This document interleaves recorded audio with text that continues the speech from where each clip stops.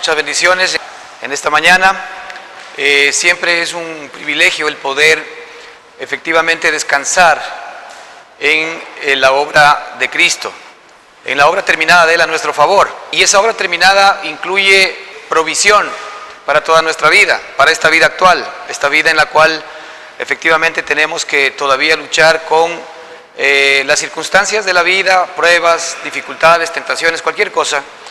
Pero, sin embargo, tenemos a nuestro favor esta obra preciosa de Cristo, la cual incluye no solamente el que podamos descansar en medio de las dificultades, de las tribulaciones, del estrés, de la ansiedad, que hoy en nuestro mundo y en nuestro día a día están como allí, ¿verdad?, al servicio de todos, básicamente porque vivimos momentos en los cuales generalmente se nos demanda demasiado. En la sociedad, en la familia, ¿verdad? Los temas económicos muchas veces hacen que trabajemos bastante y a veces hasta sin resultados, ¿verdad?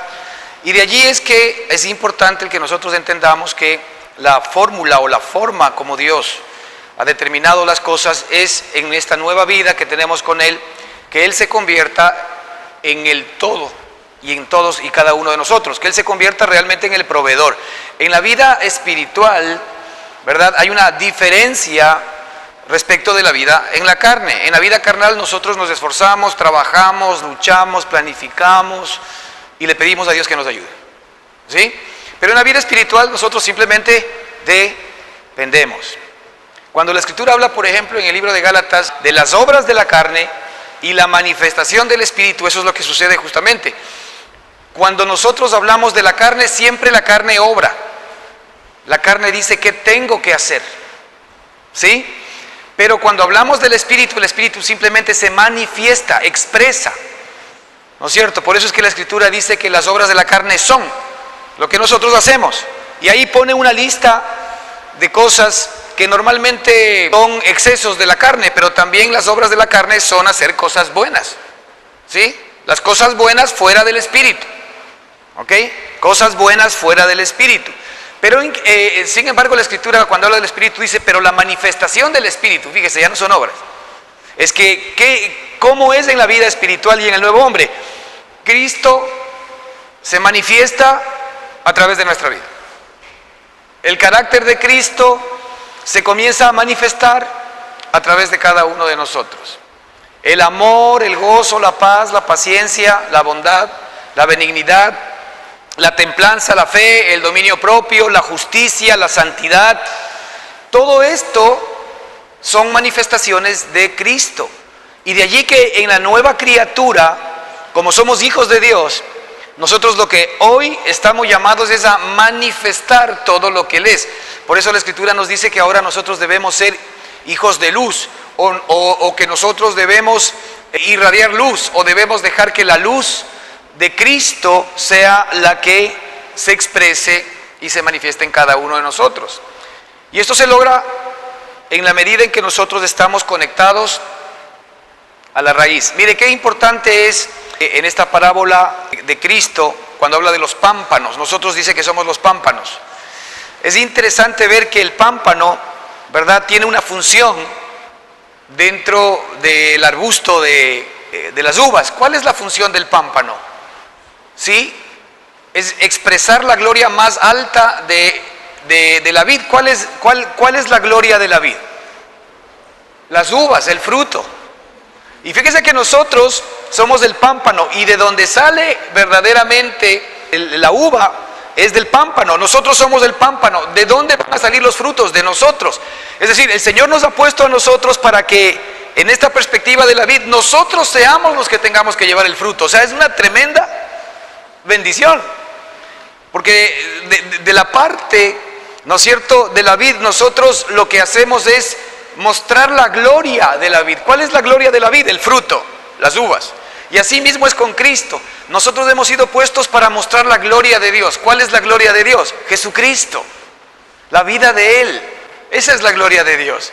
Y esa gloria de Dios se manifiesta en nosotros si nosotros se lo permitimos. Lo que Dios quiere en este tiempo, como nuestro Padre amoroso, es que nosotros aprendamos a permanecer en la vid, a permanecer en Él, porque allí vamos a dar fruto, porque allí el Padre nos limpiará en la medida en que comenzamos a expresar y manifestar ese fruto, y nos limpiará ¿para qué? Para que llevemos más fruto, dice la Escritura, ¿sí? Para que llevemos más de la vida de Él. Así que el gran trabajo de nuestro Padre hoy es hacer realidad en nosotros su obra.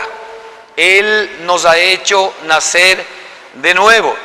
Nosotros hoy tenemos la vida de Él en nosotros. Hoy tenemos todo lo que Él es en cada uno de nosotros, ¿verdad? Y no tiene nada que ver con lo que éramos en el antiguo hombre, tanto bueno como malo. No tiene nada que ver con lo que éramos en el antiguo hombre. Sí, vamos nosotros a experimentar en nuestra propia vida, hoy en nuestra propia alma, la nueva vida que tenemos en Cristo Jesús, si es que estamos agarrados de Él. Y Él ha puesto su espíritu en nuestro espíritu para que podamos estar permanentemente conectados.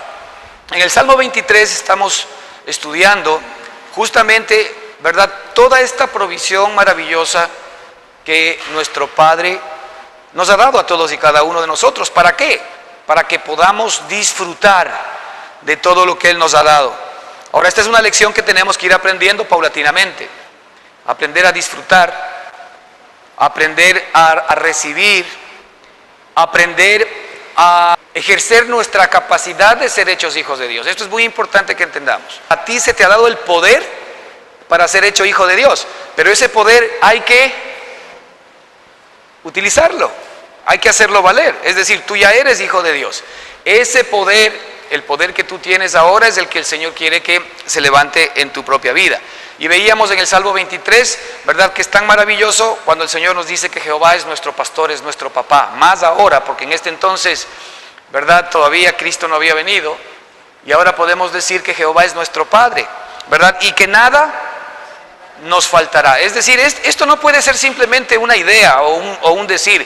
Si el Señor, tu Padre, dice nada te faltará, fíjate, ahora, ¿de dónde recibimos la provisión absoluta nosotros?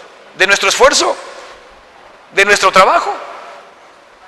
¿De nuestras técnicas? ¿De nuestras capacidades? No, de nuestro Padre. Jehová es mi papá, Jehová es mi pastor. Ok, nada me faltará.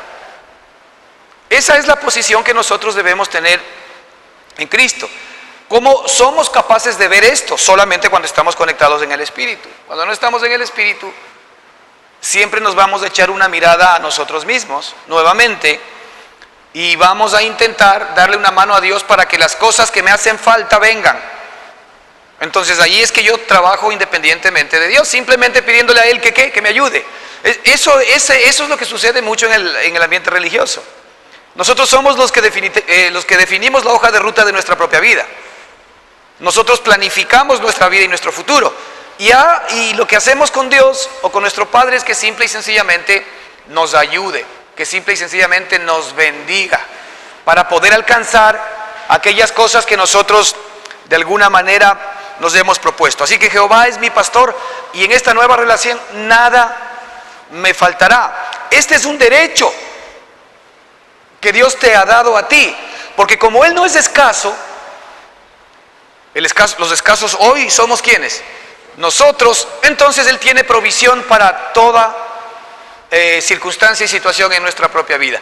Y no estamos hablando simple y sencillamente a poner nuestra mirada en los temas exteriores, que sí, incluyen, pero estamos poniendo nuestra mirada en el tema interior. ¿Por qué? Porque todo lo que nosotros somos hoy proviene del Espíritu, o del espíritu de esclavitud, o del espíritu de santidad, de poder, de amor, de dominio propio. Todo proviene de allí.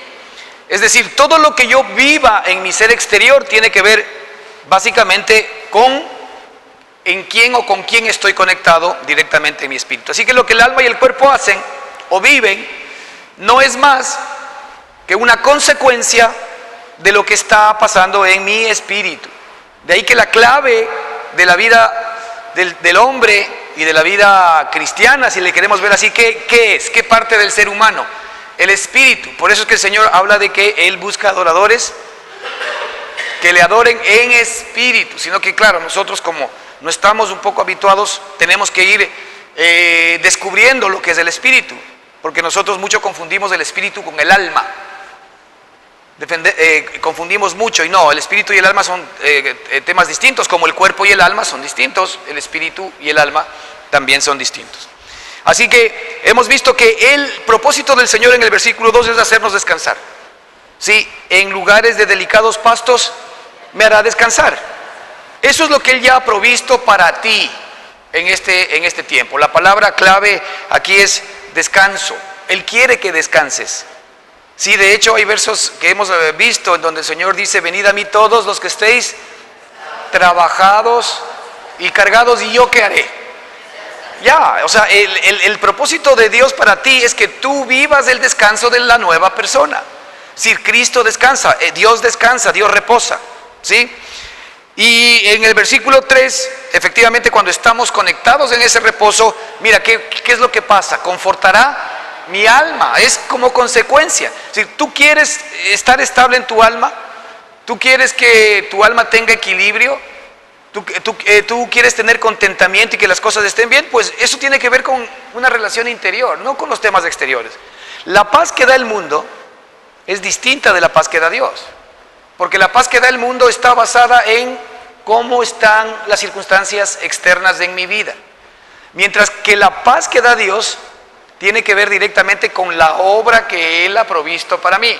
Y si yo estoy conectado con esa obra, me explico, yo tengo una paz independiente de las circunstancias. Y por eso es que mucha gente, cuando estamos viviendo nosotros esa paz en medio de problemas, dificultades, yo qué sé, cualquier circunstancia que pasamos en nuestra vida, cuando permitimos que el Señor se haga cargo, estamos tranquilos, estamos en paz. ¿Y la gente qué ve en nosotros? Una tranquilidad y una paz que definitivamente no se explica. ¿Y por qué no se explica? Porque es obvio que la Escritura nos habla y nos dice cosas que ojo no vio ni oído oyó, son las cosas que Dios ha preparado para los que le aman. Es decir, Cristo expresándose en nosotros es lo que Dios preparó para cada uno de nosotros, y todo lo que Él es, su paz y su maravillosa vida. Entonces, junto a aguas de reposo me pastoreará, ¿sí? Descanso, reposo, confortará mi alma, me guiará por sendas de justicia por amor de su nombre. Eso es algo que ya estuvimos viendo. Y la semana pasada entramos en este versículo 4 que dice: aunque ande en valle de sombra de muerte, no temeré mal alguno, ¿verdad? Y habíamos hablado de que, bueno, el valle de sombra de muerte, ¿verdad? El estar viviendo circunstancias de pruebas, dificultades y luchas, ¿verdad? En donde a veces inclusive estamos un poco ajenos a la vida del Señor. Estamos un poco alejados, o al menos no estamos con la capacidad de poder acercarnos como deberíamos. Algo pasa en nuestro espíritu, en nuestro corazón, que de alguna manera no nos sentimos saciados. El valle de sombra de muerte es algo que efectivamente todos en un momento determinado tenemos que pasar. Y son circunstancias importantes que nos van a permitir que el Padre haga efectivamente su obra en nosotros. Ahora, nosotros podemos andar en estas circunstancias, sea por la acción directa de nuestra propia vida. A veces nosotros no hacemos las cosas como deberíamos hacer, nos equivocamos en tomas de decisiones, ¿verdad? Y resulta que comenzamos a vivir circunstancias difíciles fruto de lo que nos sucede, o fruto de las decisiones que hemos tomado. Pero en esas circunstancias, la pregunta es: ¿Dios nos seguirá amando o no?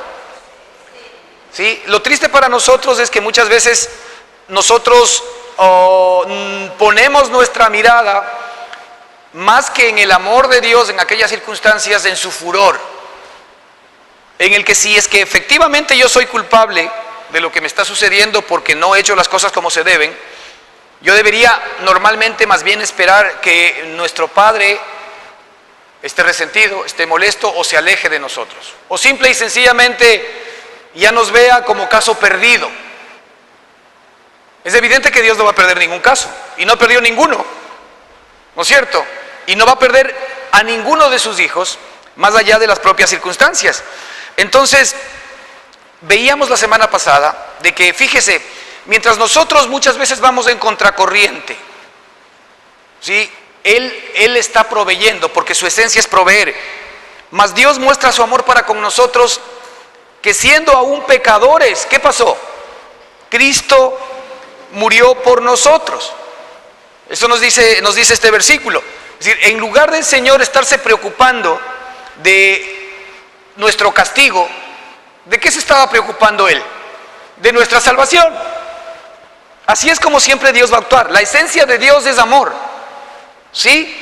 Y Él, a pesar de que nos va a hacer ver nuestras carnalidades y aquellas cosas que en nuestra vida no están bien, pero no nos las hace ver para que nosotros nos sintamos mal o para castigarnos o para que nos alejemos, sino para que echemos mano de la vida eterna, para que efectivamente esa vida que tenemos hoy, la provisión de Dios, sea una realidad en nuestra vida.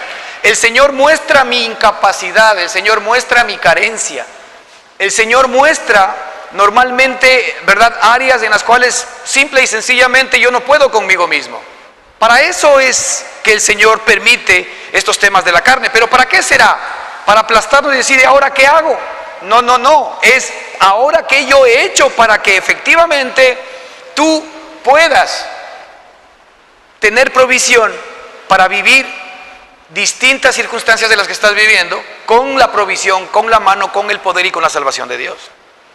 Eso es muy importante. Siempre que el Señor nos permite estar en este valle de sombra de muerte, y si es que esto es por consecuencia de nuestro mal caminar, pues bueno, vamos a estar en esa circunstancia, pero Él nos sigue amando. Y la Escritura aquí nos dice que aun cuando nosotros somos pecadores, ¿qué hizo Cristo? Cristo murió por nosotros. Fíjate cómo es la vida divina. La vida divina, en lugar de ir en contra de nosotros, siempre va a favor de nosotros. Ahora, ¿nosotros nos subimos en esa ola o preferimos subirnos en la ola del furor de Dios? ¿Verdad? En donde efectivamente yo nuevamente voy a intentar hacer lo mejor que puedo para agradarle. Eso es subirme en mi ola. ¿Por qué? Porque te vas a volver a equivocar. Esto no se trata de lo que tú hagas, se trata de lo que Dios ha hecho y se trata de todo lo que tú seas capaz de efectivamente poder recibir. Mire lo que dice este mismo verso, dice, pues mucho más, estando ya justificados. Fíjese que la perspectiva de Dios y de nuestro Padre es que si nosotros efectivamente hemos recibido su vida, ¿no? Aquí la Escritura dice, pues mucho más estando ya, ¿qué cosa? Justificados. ¿Tú te ves como justificado? ¿Tú te ves justificado delante de Dios? Porque si nosotros no tenemos este principio de justificación en nosotros, y gracias a Dios que la justificación no es por mis propios actos. La justificación, ¿no es cierto?, no es algo que yo pueda alcanzar por mí mismo. ¿Quién me justificó? Cristo Jesús. Cristo es mi justificación y punto. Nosotros somos justificados por la obra maravillosa de Jesucristo. Entonces, en cualquier buena relación que nosotros querramos mantener con Dios, siempre tenemos que partir de esta premisa: nosotros somos justificados. Porque si es que nosotros no entramos en esta perspectiva de conciencia de que ya hemos sido justificados, vamos a tener un problema, porque siempre vamos a tener a alguien que nos está acusando, ¿sí? Siempre vamos a tener a alguien que nos está condenando. Y si tenemos a alguien que nos está acusando y si tenemos a alguien que nos está condenando, entonces nosotros no vamos a poder manejar una buena relación con Dios, porque siempre esa relación dependerá de lo que yo hago, no de lo que Él ha hecho. Entonces fíjese qué importante, la Escritura nos dice que mucho más estando ya justificados en su sangre, por Él seremos salvos de la ira. ¿A quién le corresponde el salvarnos de la ira? A Él. Porque si es que Él vino y murió por nosotros, ahora que ya estamos justificados, mucho más, dice la Escritura, seremos salvos de la ira. Mucho más seremos libres ¿verdad?, de este mundo en el cual nos encontramos, de este mundo de ira. Aquí no necesariamente está hablando del infierno, ¿sí? Aquí está hablando de las circunstancias que nosotros vivimos fuera de Dios. La Escritura en el libro de Romanos nos dice que la ira de Dios se muestra o se manifiesta desde el cielo contra toda impiedad e injusticia de los hombres que detienen con injusticia la verdad. Es decir, otra manera de decirlo es que siempre que nosotros estemos en nuestra carne, lo que se va a manifestar de Dios es la ira de Él hacia nosotros. ¿Ok? Es decir, el qué hago, el qué no hago, y en función de eso yo me relaciono con Él. En la carne siempre, ¿verdad?, se va a manifestar la ira de Dios, ¿sí? Y ahí viene con eso el temor, el miedo de cada uno de nosotros, la incertidumbre, la inseguridad. ¿Por qué? Porque estamos viviendo algo que Adán vive. Ahí estamos viendo a un hombre que vive independientemente de Dios, que trabaja independientemente de Dios y que tiene que trabajar y esforzarse para comer el pan con el sudor de su frente, ¿sí? Esto es importante también entenderlo, ¿no? Y con esto no estamos diciendo que no se trabaje, por supuesto, sino que una cosa es trabajar con el poder de Dios y descansando en Él, y la verdad que hay mucha actividad, pero no es una actividad que te trae dolor, trabajo o agobio, sino que más bien vemos la mano de Dios permanente y continuamente. En el primer hombre, en el hombre adámico, el trabajo que Dios le mandó a hacer a Adán, ¿fue una bendición o fue una maldición? ¿Qué dicen ustedes? El trabajo que Dios le mandó a hacer al hombre, ¿qué fue? ¿Bendición o maldición? ¿Perdón? Yo que sepa, Dios le dijo al hombre: comerás con el sudor de tu frente. ¿Eso fue bendición o fue maldición? Ah. ¿Perdón? No. Dios habló a la tierra y le dijo: maldita será la tierra por tu causa. Jesucristo estuvo enfrente de una higuera y ¿qué pasó? ¿Recuerdan? ¿La bendijo o la maldijo? Porque no dio frutos, ¿sí? A lo que vamos es que en nuestro primer hombre, el trabajo, como nosotros lo entendemos y lo vemos, ¿no es cierto?, no necesariamente viene desde la perspectiva de la bendición de Dios, por una muy sencilla razón. Porque en el primer hombre el trabajo que tú hagas es el que te va a dar de comer. De hecho, la Escritura dice que abrojos y cardos te dará la tierra, ¿no es cierto? Espinos y cardos te dará la tierra. En el primer hombre nosotros normalmente dependemos de nuestro trabajo, dependemos de nuestras propias capacidades. En el nuevo hombre, ¿de quién dependemos? Jehová es mi pastor y nada me faltará si trabajas fuerte. No dice eso, ¿no? ¿Ah? Jehová es mi pastor y nada me faltará. Es decir, si yo estoy en conexión con Él, yo ya no puedo seguir mirando mi vida desde la perspectiva de mi esfuerzo. Ese es el punto, sino desde la perspectiva del poder de Dios trabajando en mí. El apóstol Pablo nos lo dice de esta manera maravillosa: por lo cual también trabajo con la potencia de Dios. ¿Con qué trabajaba el apóstol Pablo? Por lo cual también trabajo. Fíjese la forma de trabajar, con la potencia de Dios. Yo ya no trabajo con mi propia fuerza, yo trabajo con la potencia de Dios, la cual actúa poderosamente en mí. Ahora la pregunta es: si yo trabajo con la potencia de Dios, la cual actúa poderosamente en mí, ¿qué resultados espero? ¿De quién son los resultados? De mi papá. Yo simple y sencillamente lo que voy a hacer es descansar en la provisión que Él ya me dio de antemano. Siempre nosotros vamos a estar enfrentando esta realidad en cuanto al tema de resultados. O yo estoy en esta circunstancia enfrentando esta situación con mis propias capacidades y pidiéndole a Dios que me ayude, que es lo que hacemos la gran mayoría de nosotros.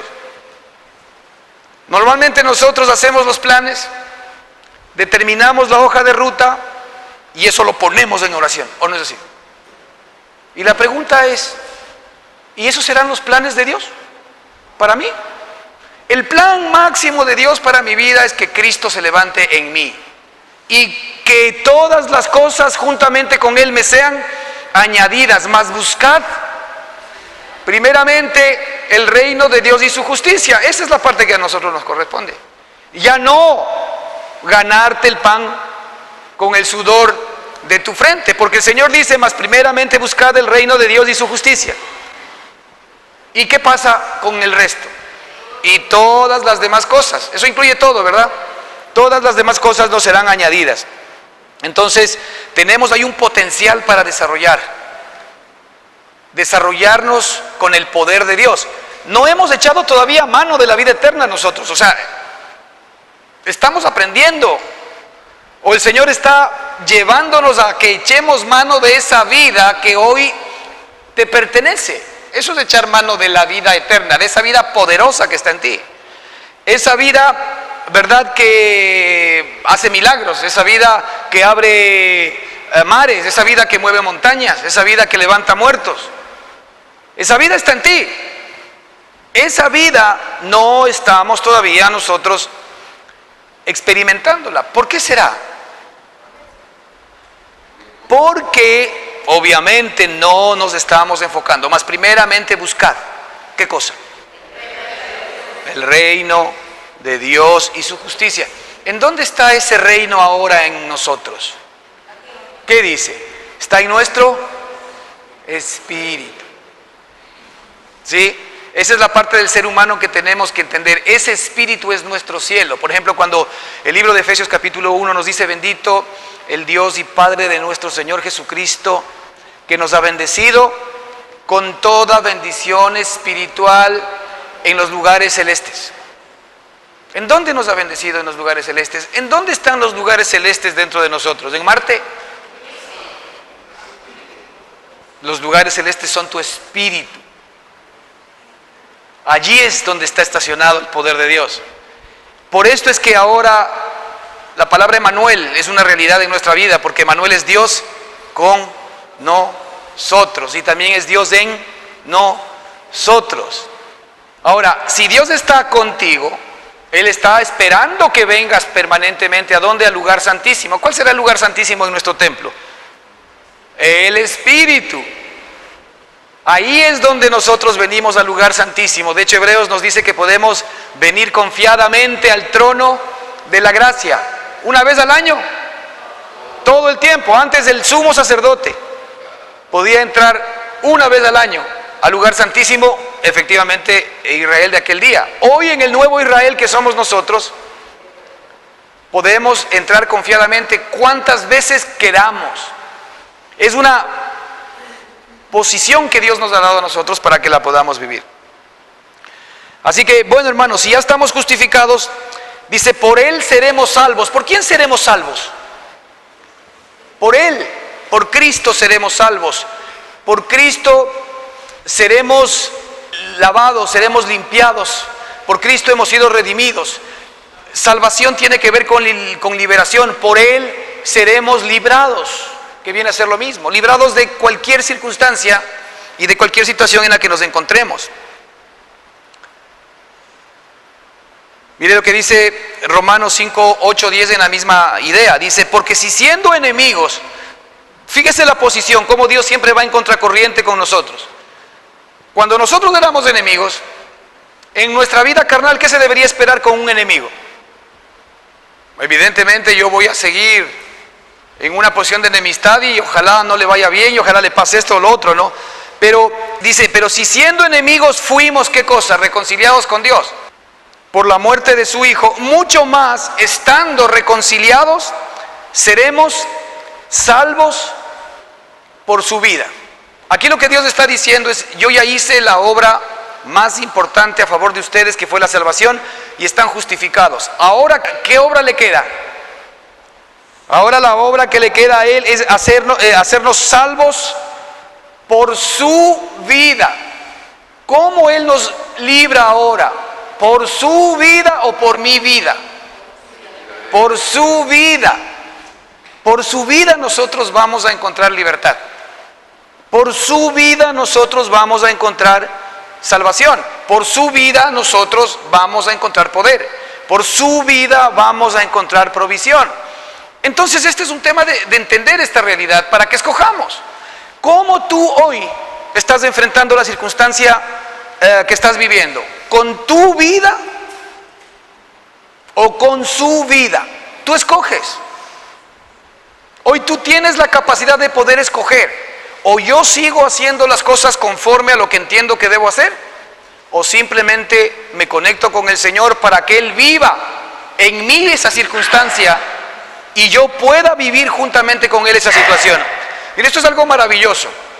Yo le entrego al Señor mi circunstancia y ¿qué Él me da a cambio? Me da a cambio su vida para que enfrente esa situación. Yo echo sobre el Señor mi carga, por pesada que sea, Él la recibe. ¿Y qué Él me da a cambio? Su vida, para poder enfrentar esa circunstancia. Y si yo tengo su vida, ¿estará dada la salida? Por supuesto, ya lo vamos a ver. A ver, aquí vemos cómo nosotros podemos andar en valle de sombra de muerte por nuestra propia acción. Aquí por nuestro propio pecado, por nuestra propia injusticia, ¿ok? Hemos tenido que pagar estas circunstancias, pero también hay circunstancias en las cuales nosotros podemos estar en el valle de sombra de muerte, ¿verdad? Por la acción directa de nuestro Padre. Él quiere llevarnos a tomar posesión de su vida y su poder en todos y cada uno de nosotros, los cuales en Cristo Jesús nos pertenecen, probándonos y purificándonos. Vamos a ver unos versículos interesantes. Mire lo que dice Filipenses 1:6 sobre este tema.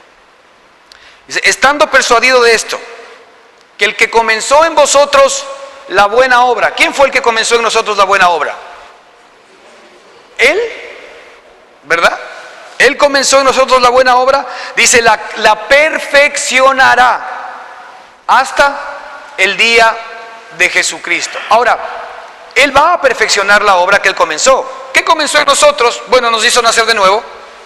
Nos dio la vida de su Hijo y la promesa de Dios es que esa vida tiene que irse levantando en nosotros. ¿Cómo nosotros le facilitamos el trabajo a Dios?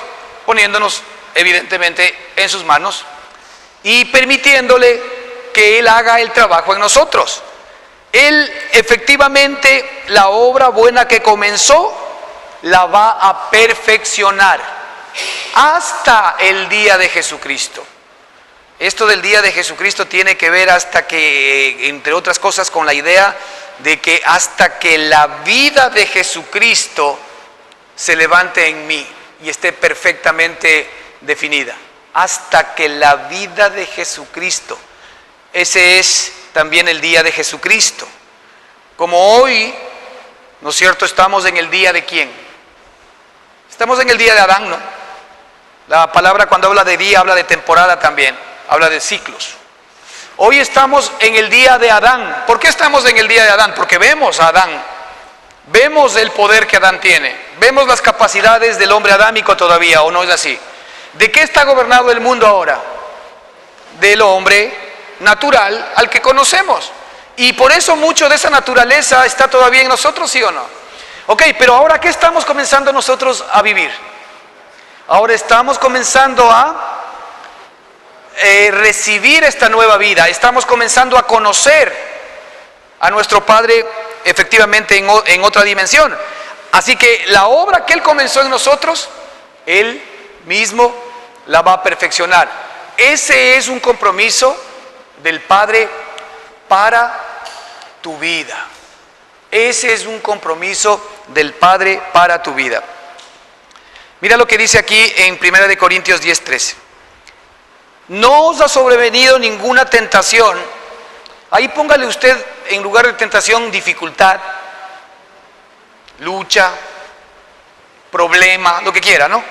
Aquí la Escritura lo pone como tentación. Aquí tentación no es solamente que estoy tentado a hacer lo malo, ¿sí?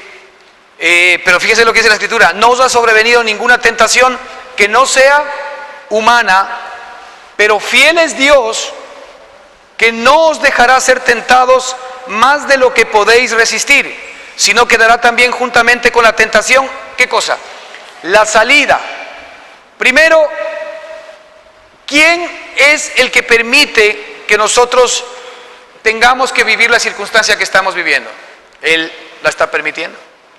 ¿Por qué? Porque Él quiere purificarnos. Ahora, Él dice que Él no nos dejará ser probados en aquella circunstancia más de lo que nosotros podamos resistir. Una promesa de Dios para tu propia vida. Yo no sé en qué circunstancia tú te puedes encontrar hoy y crees que ya lo tuyo es insufrible.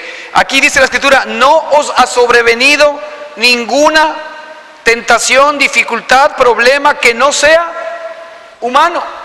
Así que lo que tú estás viviendo es algo que un ser humano lo va a poder soportar. Pero aquí viene el tema importante, siempre nos enfocamos otra vez en el Señor.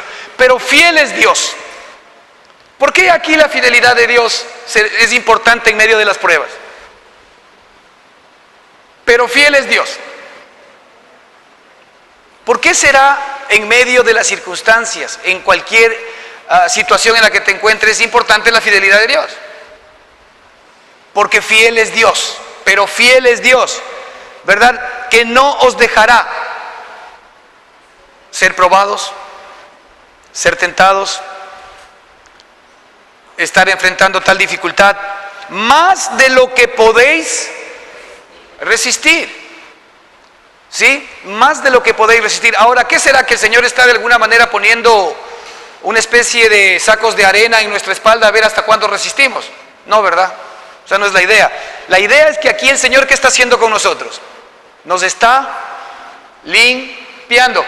Y por sobre todo algo muy importante, nos está permitiendo que conozcamos su vida.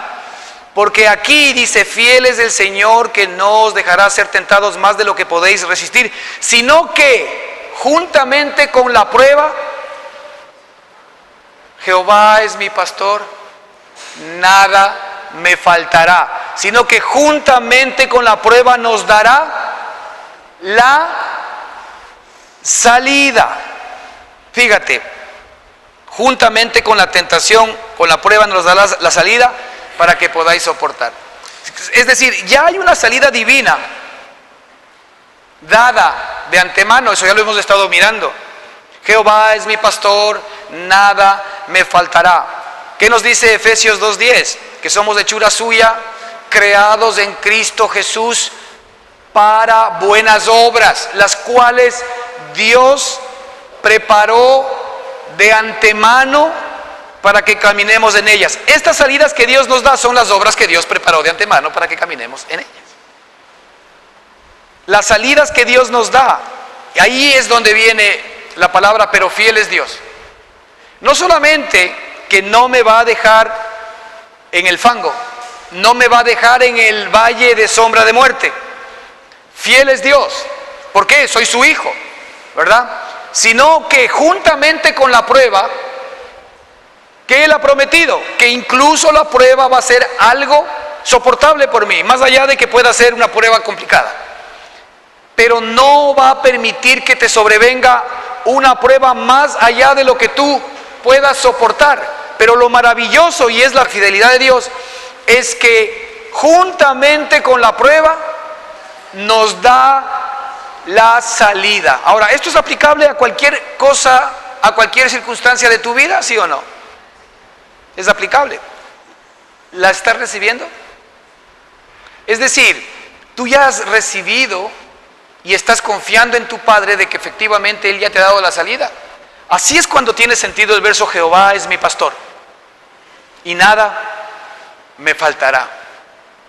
Jehová es mi pastor y nada me faltará. Fíjese, otro versículo en otra traducción lo dice así: ustedes no han pasado por ninguna prueba que no sea humanamente soportable, y pueden ustedes confiar en Dios, que no los dejará sufrir pruebas más duras de lo que pueden soportar.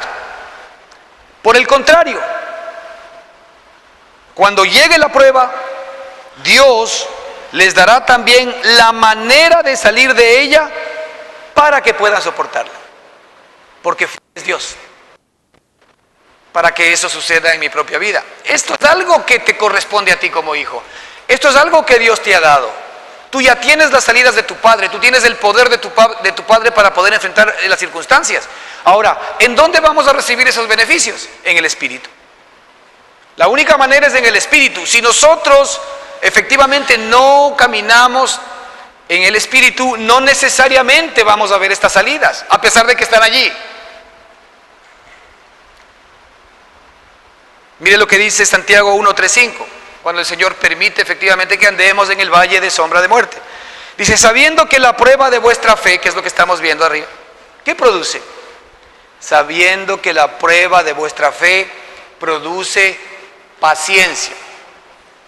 Eso es lo que Dios quiere, que Cristo como tu paciencia, porque Él es la paciencia, se convierta en una realidad en tu vida. Cristo como la paciencia. Dice, sabiendo que la prueba de vuestra fe produce paciencia. Es decir, la prueba lo que hace es producir más de un aspecto de Cristo en nosotros, por no decir de varios, pero este aspecto que aquí se muestra es la paciencia. Hay otro verso que no recuerdo en dónde está, pero dice lo siguiente. Dice, porque os es necesaria la paciencia, para que después de haber hecho la voluntad de Dios, obtengáis las promesas. Fíjate cómo Dios está comenzando a trabajar en nuestra propia vida. Él dice que nos es necesaria la paciencia para hacer la voluntad de Dios. Y la voluntad de Dios, ¿cuál es para nosotros? Que permanezcamos en Cristo. Sí, la voluntad de Dios es que permanezcamos en el mandamiento que es Cristo, en el que cumplió los mandamientos por nosotros, en el que nos justificó. La voluntad de Dios es que no nos salgamos de allí, porque ahí está la provisión, ahí está la bendición. Entonces, os es necesaria la paciencia para que después de haber hecho la voluntad de Dios, para que nosotros con la paciencia sepamos mantenernos, ¿en dónde? Firmes en Cristo, firmes en la libertad con que Cristo nos hizo libres.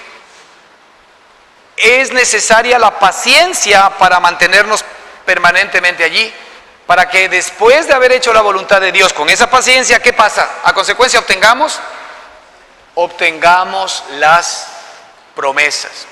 Dios lo que quiere es que tú compruebes en tu propia vida que las promesas de Él son reales y que tú te puedas beneficiar de estas. Muy bien. Así que ahí estamos, aunque ande en valle de sombra de muerte, no temeré mal alguno. Ahora, en estas circunstancias, hermanos, tal vez lo más complicado es mantener la calma, ¿no? Porque cuando estamos nosotros en este tipo de pruebas, luchas y dificultades, generalmente lo que hacemos es más bien perder la calma. Pero aquí la Escritura nos dice, no temeré mal alguno. Esto es algo que tú sí puedes experimentar en la nueva criatura. Independientemente de la circunstancia en la que tú te encuentres, tú puedes efectivamente no temer mal alguno. No, el viejo hombre no, el nuevo es que tiene un espíritu de poder, un espíritu de amor y un espíritu de dominio propio. Mira lo que dice la Escritura respecto de efectivamente no temeré mal alguno, y esto ya ha aterrizado al Nuevo Testamento. En el amor no hay temor. Esto es importantísimo, ¿eh? En el amor no hay temor. Cuando aquí está hablando del amor, está hablando del amor de Cristo mismo, ¿no? En el amor no hay temor, sino que el perfecto amor echa fuera el temor. El perfecto amor, Cristo perfeccionados en tu propia vida es el perfecto amor. ¿Qué hace? ¿Qué tú vas a recibir como experiencia? El perfecto amor echa fuera el temor. El temor, el miedo, la incertidumbre, la inseguridad. El perfecto amor echa fuera el temor, porque el temor lleva en sí castigo. Es decir, aquí nos da unas pistas importantes también. Cuando nosotros tememos, ¿en dónde estamos nosotros cimentados si estamos experimentando temor? ¿En dónde estamos nosotros de alguna manera conectados? ¿O con qué hombre estamos conectados? Con el viejo hombre, ¿verdad? Porque el temor, ¿de dónde viene? Así que cuando tú tengas temor, el Señor lo que te está diciendo y te está dando una pista, no de que hagas algo con eso, sino de que te vengas ¿a quién? Al perfecto amor. Si yo estoy en temor, tengo que venir al perfecto amor. Porque ¿qué hace el perfecto amor?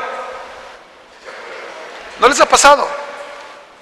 Que cuando nosotros nos conectamos con Cristo podemos tener cualquier lío y cualquier problema e inmediatamente uno siente una paz y la seguridad de que las cosas están bien. No se ha resuelto nada, pero va en camino.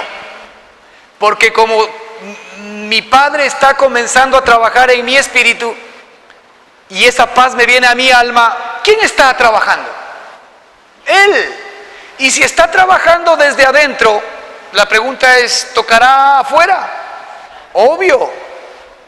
Porque Él lo que quiere es que la circunstancia aquella no sea para mí la que haga que yo fluctúe, ¿no es cierto?, entre el temor y el amor. No, la circunstancia no va a cambiar mi posición de paz, mi posición de seguridad. ¿Por qué? Porque Cristo es mi paz y Cristo es mi seguridad. Entonces, ¿qué va a pasar como consecuencia? Pues Dios ya comenzó a meter la mano en mi espíritu, está metiendo la mano en mi alma, entonces va a meter la mano en mi cuerpo y va a meter la mano en las cosas externas, ¿o no? Así es como Él trabaja. Sí. Sí. ¿Sí? Sí. Así es. Cristo echa fuera a Adán. Así es. Porque Adán es temor. Porque Adán es miedo. Adán es enfermedad. Adán es todo lo malo que sabemos nosotros. ¿Quién echa fuera eso? Cristo echa fuera. Para eso está la vida de Él. Por eso es que hoy podemos decir que tenemos la vida eterna. Porque Él es la vida eterna. El perfecto amor que está hablando de la persona de Cristo. ¿Qué hace? Echa fuera el temor. ¿Cuántos de ustedes están temiendo por algo? Si usted está temiendo ahora por cualquier cosa, está experimentando esa circunstancia en el hombre equivocado. ¿Qué tendría que hacer? Venir a su verdadera identidad. ¿Cuál es su verdadera identidad hoy? Cristo. ¿Dónde lo encuentra? En el Espíritu. El Señor no quiere que haga nada. El Señor quiere que se acueste, que repose y que se conecte con Él. Él hace todo. Así es como se trabaja. Por eso hay algunos salmos que dicen, estar quietos, dice el Señor, ¿no? Estar quieto significa el acallar las cosas del cuerpo, el acallar las cosas del alma. El alma normalmente está dando muchas vueltas. ¿Para qué? Para que el Espíritu sea el que pueda aflorar, ¿sí? Estar quietos y saber que yo soy Dios, me parece que dice, ¿sí? Bueno, así que el amor, en el amor no hay temor. Primero metas esto en la cabeza. Si usted está sintiendo temor, pues usted tiene la promesa de su Padre que en el amor ya no hay temor. ¿Recibe eso? ¿Está recibiendo usted el perfecto amor? Cuando está con temor, lo que tiene que hacer es recibir el perfecto amor. Ven a mí, Señor, inunda mi espíritu. Tú eres mi Padre, tú has prometido y tú eres el perfecto amor. Tú has prometido echar fuera el temor y va a ver cómo el Señor le da la paz, la tranquilidad que sepa, y ese temor y ese miedo que tenía de pronto desaparece. Porque como dice Pedro, efectivamente, si queremos ya verlo en términos generales, Cristo echa fuera a Adán. Eso es, en todo, ¿ah? En todo.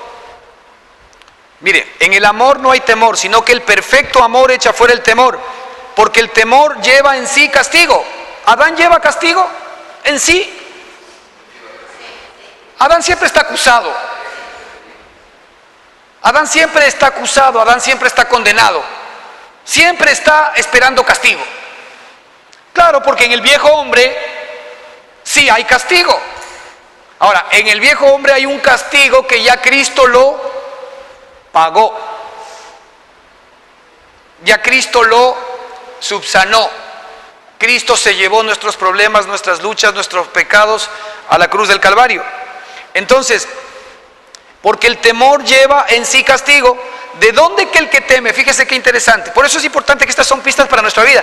Dios no nos muestra esto, o el Espíritu, ¿no es cierto?, sino para que nos demos cuenta en qué terreno estamos pisando. Dice, ¿de dónde el que teme no ha sido perfeccionado en el amor?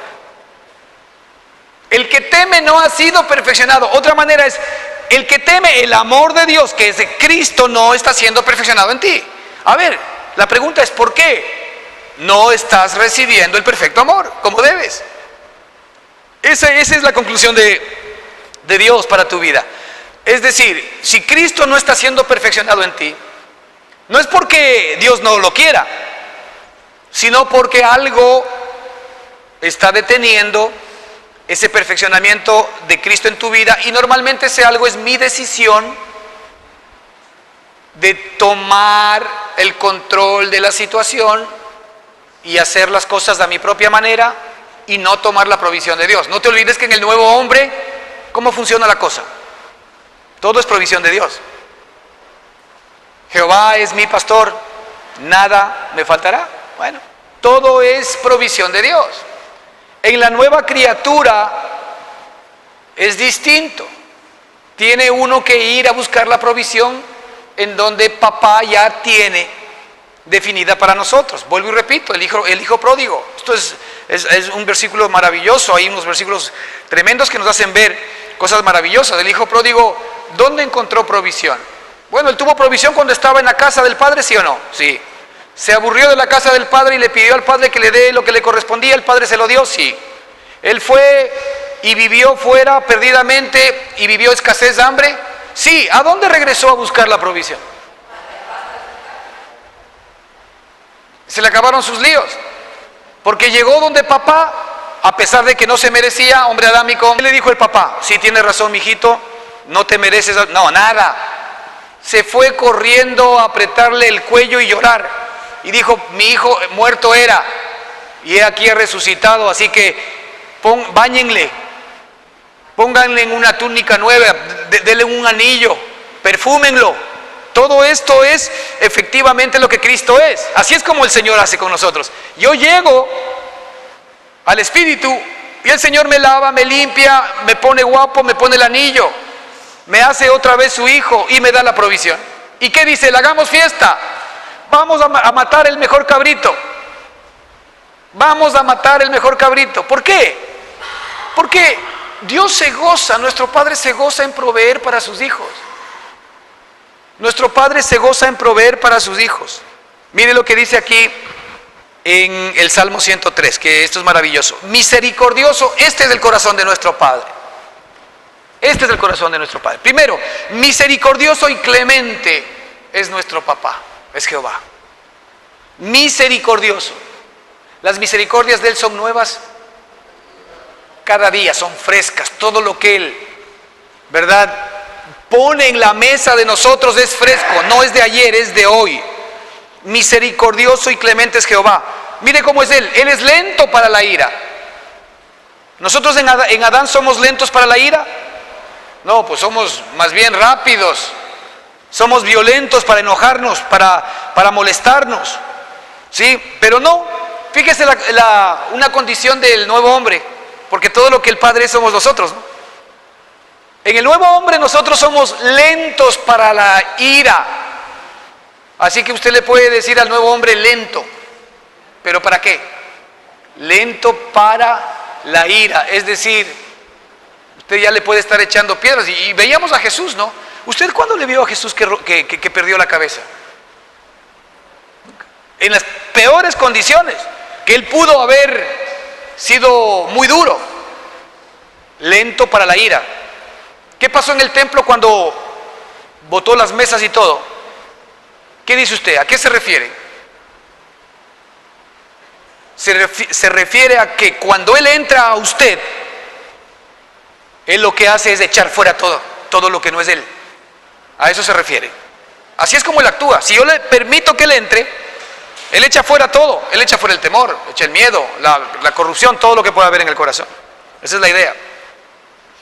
Entonces, misericordioso y clemente es Jehová, lento para la ira, y Él es grande en misericordia.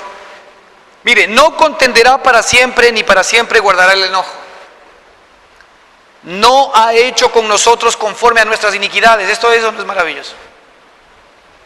No ha hecho con nosotros conforme a nuestras iniquidades. La pregunta es, si Él haría con nosotros conforme a nuestras iniquidades, ya no estaríamos aquí. ¿Ah? Pero así es como Él sigue siendo. Él ya no ha hecho o no hace contigo conforme a tus iniquidades. ¿Por qué? Porque Él mismo las pagó. Ni nos ha pagado conforme a nuestros pecados. Imagínense si Él nos pagaría conforme a nuestros pecados. Seríamos millonarios. ¿Ah? Porque claro, Él nos debería pagar ¿con qué? Dándonos. Ya no estaríamos aquí. El versículo 11 dice, porque como la altura de los cielos sobre la tierra, engrandeció su misericordia sobre los que le temen. Porque como la altura de los cielos sobre la tierra, Él engrandeció su misericordia sobre los que le temen. El 12 dice, cuanto está lejos del oriente del occidente, hizo alejar de nosotros nuestras rebeliones. Así es como Él nos ve ahora. Él nos ve hoy libres, limpios, ¿verdad? Él hizo efectivamente alejar de nosotros nuestras rebeliones. Versículo 13. Como el padre se compadece de los hijos, que esto también es maravilloso. Usted como papá, ¿usted se compadece de sus hijos? Usted como padre estaría dispuesto a dar todo por ellos, su vida. Fíjese, y por eso pone, porque tal vez ahí nosotros tenemos un ejemplo un poco sublime, a pesar de que todavía con las diferencias de lo que el hombre es del amor de Dios, ¿no? Dice, como el padre se compadece de los hijos, se compadece Jehová de los que le temen, de los que le buscan, de los que tienen su naturaleza ya en sus propias vidas. Sí, el temor de Dios tiene que ver no con el tenerle miedo, sino con el tener el espíritu de Él, que naturalmente se somete a todo lo que Dios es. Cristo temía a su Padre, porque su naturaleza, todo lo que Él era, siempre era sumisa y sometida ¿a quién? A su papá. Él siempre hacía la voluntad de su Padre. Él siempre pensaba, ¿verdad? Y hablaba todo lo que su Padre le decía. Él nunca hablaba por cuenta propia. Él nunca emprendía por cuenta propia. Él siempre hacía lo que su Padre le decía. Esa era expresión maravillosa de todo lo que Dios era. Por eso es que la Escritura dice que en Cristo, ¿verdad?, habita corporalmente toda la plenitud de la deidad. Imagínense cuando esa ya sea una realidad de nuestra vida, que Cristo es nuestro hermano mayor, y que en nosotros habite plenamente toda la plenitud de la deidad. Esto es algo que Dios lo va a hacer en nuestra propia vida. Mire, como el Padre se compadece de los hijos, se compadece Jehová de los que le temen, porque Él conoce nuestra condición. Se acuerda que somos polvo. Él conoce nuestra condición. Ahora, Él conoce nuestra condición no necesariamente es para justificar nuestras carnalidades, sino es para saber que hoy tenemos la vida de Él, para poder vivir una vida distinta, una vida que sea agradable para nosotros, pero sea agradable para Él también. Entonces, Él nos recuerda que somos polvo, Él sabe lo que somos, y por eso es que efectivamente está trabajando en todos y cada uno de nosotros. Muy bien, hermanos, vamos a continuar la próxima semana con estos mismos versículos en el Salmo 23. Amén.